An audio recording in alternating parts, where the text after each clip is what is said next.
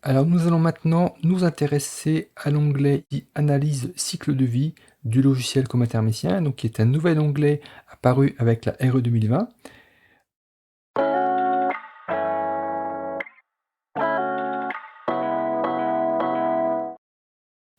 Pour refaire le pendant avec la première vidéo qui justement donnait des introductions sur les saisies RE 2020 Comathermicien,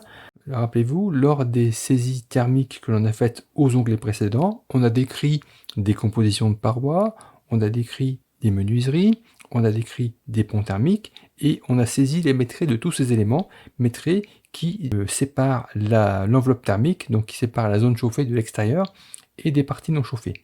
Mais ce qui nous manque maintenant, c'est en fait tout ce qu'on voit ici en violet, qui n'a pas d'impact d'un point de vue thermique, mais qui en a bien sûr d'un point de vue environnemental, parce que tous les éléments que l'on voit ici, il a fallu notamment les fabriquer.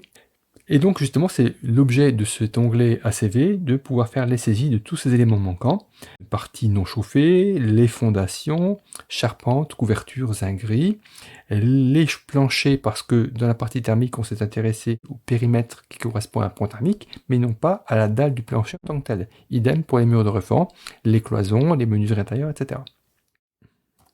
Pour savoir ce qu'il faut en fait indiquer de manière exhaustive dans cet onglet ACV, il faut se reporter à l'arrêté du 4 août 2021 relative à la RE 2020 qui est paru au journal officiel le 15 août. Et environ à la page 40 du PDF, vous avez le tableau qui reprend tous les lots principaux, VRD, fondations, etc.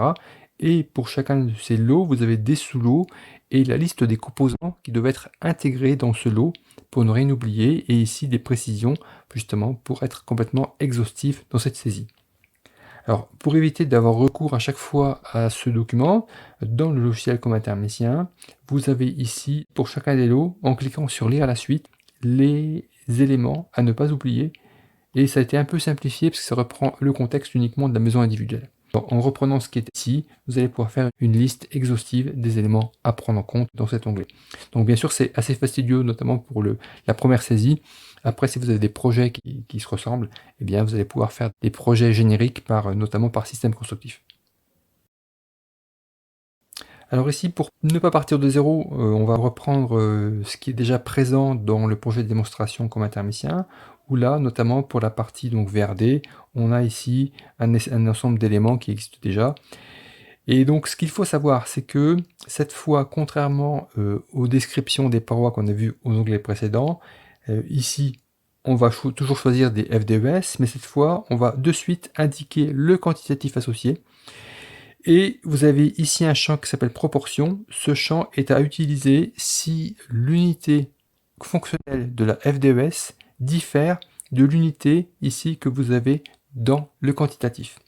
Alors pour ce quantitatif, vous avez plusieurs choix possibles, et ici les premiers choix, donc hormis la saisie libre qui permet, comme son nom l'indique, de saisir ce qu'on veut en termes de quantité,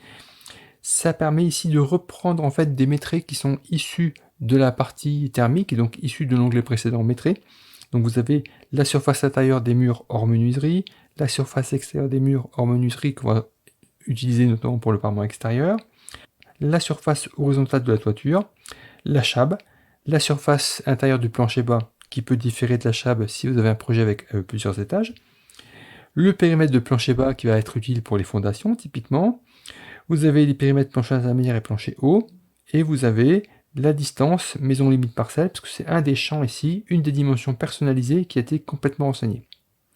L'intérêt ici de pouvoir mettre des dimensions personnalisées, c'est qu'en fait, en utilisant les raccourcis, si vous modifiez uniquement une fois cette dimension personnalisée, ici par exemple pour la distance maison limite parcelle, si je mets ici 35 mètres au lieu de 25, et bien ici ça s'est reporté immédiatement dans tous les champs qui utilisent cette valeur. Donc c'est très pratique si vous avez justement ces projets génériques que vous avez sauvés par système constructif, que vous changez les métrées. Donc évidemment vous allez changer les métrées ici dans l'onglet pour la partie thermique, mais ici pour changer les métrées ACV, eh bien vous avez peu ou prou à remplacer déjà les 4 raccourcis de valeurs que vous utilisez le plus souvent, et ça vous permet comme ça ici de ne mettre à jour que les quantités qui ont été saisies de manière libre, donc qui ont été saisies de manière manuelle.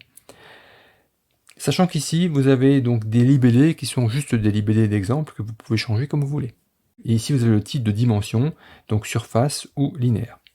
L'autre particularité de la saisie des FDES dans cet onglet ACV, mais également dans les onglets des parois verticales, horizontales et également des ponts thermiques, c'est la possibilité de modifier des valeurs associées à ces FDES. D'une part, de changer leur libellé, de changer leur valeur notamment d'épaisseur ou de proportion,